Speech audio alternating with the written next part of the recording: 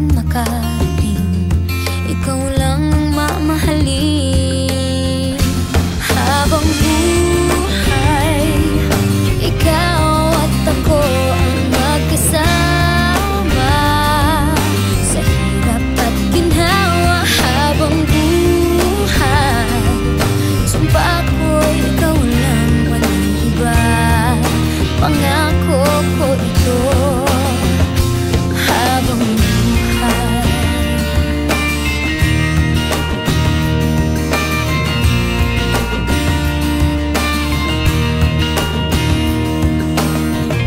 pangako ko, pag-ibig ko'y iyong-iyo, saan man makarating, ikaw lang ang mamahal. Okay, next question. Wait lang. Pwede ba tingnan? Charot. Okay, kailan mo siya makakalimutan? Ano ba buong ganda tanong to? Kailan ko siya makakalimutan? Hindi mangyayari yan. Ako. Hindi ko siya makakalimutan, no? Kahit anong gawin nyo, hindi. No. No, no, no, no, no, no. Okay, next. Charles. Charles. Na-attract ka na ba sa kanya? Na-attract? Paano ba ako ma-attract? Attract, yung parang parang nagustuhan. Hindi ko maano yung meaning ng attraction. Pero sige, oo, siguro, na-attract na nga ako. Siguro, oo, ayun. Hindi ko na ako sabi. Basta ayun, yun na yun, na-attract na siguro. Ewan ko. So, palagay mo magtatagal kayo. Kasi, yung mga nangyari siguro sa amin, siguro parang lang ito, trials lang, 'di ba? Kasi hindi naman porket nagkaroon na kami ng problema ay habang buhay na. Syempre hindi 'yun. May mga pagkakataon lang talaga na kailangan mo nang matutunan, ganyan. Kailangan mo nang para may matutunan kami sa mga bagay na hindi namin nagawang tama, ganyan. Pero alam ko naman siguro soon, ganyan. Alam ko rin naman na rin naman. Magiging okay yun na lahat. Pero hindi pa siguro ngayon. Ayun. Kalungkot. Charot. Paano kung ayaw na niya sa'yo, ayaw ka din? Hindi. Kung sakaling ayaw na niya sa akin, hindi. Bakit ako ayaw? Tsaka ayokong, hindi porkit ayaw sa akin ng tao, masisira na yung pagkakaano sa kanya. Hindi yun. Kasi pag inayawan ka ng isang tao at umayaw ka din sa kanya, parang wala rin pala kayong pinagkaiba, diba? Parang pareho lang din pala kayong ganun. So, hindi. Magkaibigan kayo, bakit ako aayaw? Diba? Ang pangat naman. Okay, next. Ikaw ba gusto ka niya? Ano ba yan? Ewan ko, hindi ko alam. Mas maganda siya na lang tanungin, diba? Ayun ko muna magsalita na kung ano-ano mamaya. Siyempre, siya muna tanungin bago ako, diba? Carrie Bells. Gusto mo ba na may iba siyang best friend bukod sa'yo? Oo naman. For me, naman yan. Hindi naman ako selfish, diba? Kung may best friend man siyang iba bukod sa akin, or may best friend na siya ngayon, ganyan. Okay lang. Hindi naman ako selfish eh. Tsaka, hindi ako yung klase ng tao na magkocontrol sa buhay ng kaibigan ko. Hindi. Siyempre, support lang ako sa gusto nila at kung anong gusto nilang mangyari sa buhay nila.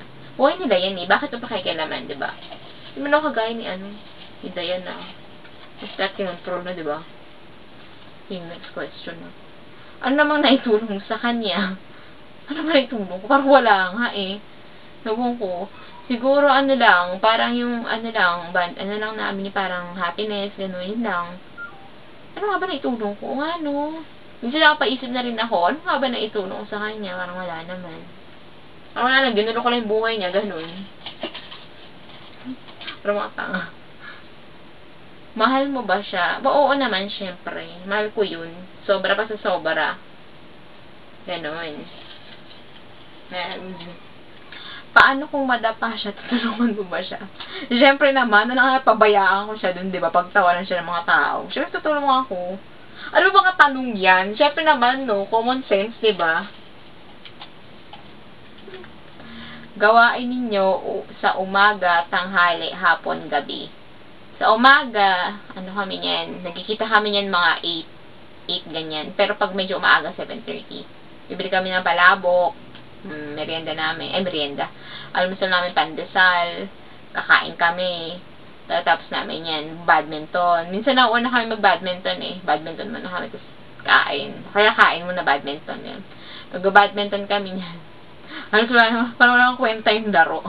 Kasi, mga matay na kami kakapulot ng shuttlecock kung hindi naman nagtutuloy-tuloy yung game. Pero enjoy. Super enjoy. Sa tanghali naman, sa tanghali hindi kami nakikita eh. Ano kami yan eh. Sa tanghali, kumakain ako, kumakain din siya. Showtime kasi yun. Sunod kami. Sa hapon naman, ayun, doon kami sa bahay nila tita. Doon kami nag-banding na dalawa. Ayun. Sa gabi naman, naggagala kami. Gala-gala kami niyan. Doon kami sa kanila, sa tapat nila sa alin nila. Ayun. Sa gabi kasi hindi na ako maabot minsan sa gabi ng mga 8, ganyan. Pag darating si titang sa mga 7 na doon sa bahay. Ayun. Next question. Lahat ba ng gusto niya sinusunod mo? Siguro, sabihin natin, 80% sinusunod ko, and then the 20% hindi. Ayun. Kasi, syempre hindi naman siguro sa lahat ng bagay kailangan sundin, diba? Syempre may mga limitations din yan. Pero sinusunod ko talaga. Kasi ayoko yung yung, tawag dito, syempre kailangan magbigay ka na lang, diba? Yun na yun. Syempre kailangan mo na rin ikaw na din naman siya eh. Pero lang rin kami. Pinaka nahihiyang ginawa niya na nakita mo. Pinaka nakakahiya. Ano ba yun? Parang iniisip ko na nakatawa na ako. Huwag na lang. Pinaka nakakahiya niyang ginawa. Ayun. Basta ayun na. Hindi na mo ginaan namin. Ano ko. Pero pati yun. Ay. Yan. May time ka ba na na-turn off ka sa kanya? Wala. Turn off? Hindi. Hindi ako na-turn off sa kanya. Laging turn on. Laging turn on. Hindi naman switch. Ayan. Hindi ako na-turn off sa kanya. Paano kung gusto niya ng house and lot? Bibilan mo ba? Kaya ako ng house and lot, diba? Siguro pag nanalo ako sa loto, ayan, bibilan ko siya house and lot, may kotse pa. Siyempre, kailangan mauna muna ako magkaroon nun bago siya, diba? Bago ko siya bilhan. Ako muna. Alam niya ba yung pinaka-secret mo? Pinaka-secret ko, oo, alam niya. Alam niya yun. At saka, alam niya na rin na hindi niya pwede ipagsabi yun. Alam mo nga ba? Alam niya, ano ba sinabi ko yun? Ayun. Pinaka-secret ko yun. Ayun, Saroy. Next. Kinahiya mo na ba siya? Ay, no, hindi pa. Actually, proud ako sa kanya, sa family ko. Like, syempre, mamalaki. Sabi ko, ito, si Hazel, ganyan. Pinapakita ko yung picture niya. Yung mga picture namin, dalawa. Yun. Sayang nga, dapat nga, pumunta siya dito pupunta siya dito sa QC. Sige, siya ng family ko. Ayun. Ayan, yung friendship namin ni Hazel is, for me, is a treasure. Treasure ko yan hanggang ngayon. At gusto ko sana, magkaroon pa ng parang sunod pa, diba? Ayun. Buko ba? Sa kanya, masyado akong attached. Ganun. Mas gusto ko, mas komportable ako sa kanya. Ayun. Sana diba may part 2, ganun. Kapag bonding kami ulit. Hindi makakalokohan ko sa kanya ko lang na ibubuhos. Hindi sa ibang tao. Ngayon, nasasanay na rin ako na upuso sa ibang tao. Pero mas yung haloko ako pagdating sa kanya. Ayun. And, salamat sa lahat. Ganyan.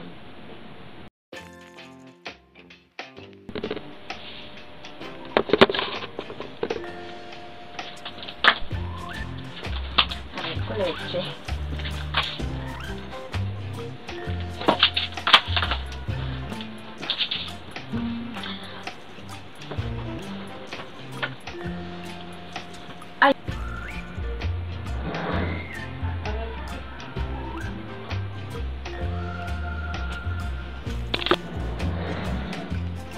Oh.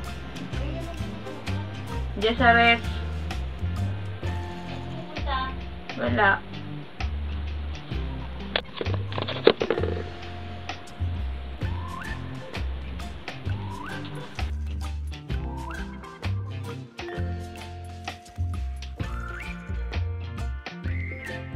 One. Sino ang crush niya? Sino ang crush niya? Ang alam si Si, ano, di ba yun? Oo, ayun, si di na lang, wag na lang. Si di na lang. Diyos. Okay, next. Nagkakabisdohan ako dito. Paano mo sasabihin sa kanya na tatai ka na? Kasi ba rin yung pagtae ko wala ako sabihin. Pag natatai ako, hindi ko na sinasabi. Pinapa-okay ko na lang siya. Siyempre, tumai ako doon na siya sa bahay, di ba? Gago. Kasi ba naman tatai? Paano kung madapa siya? Tutulungan mo ba siya? Siyempre naman, pabayaan ko siya dun, di ba? Pagtawanan siya ng mga tao. Siyempre, tutulungan ako.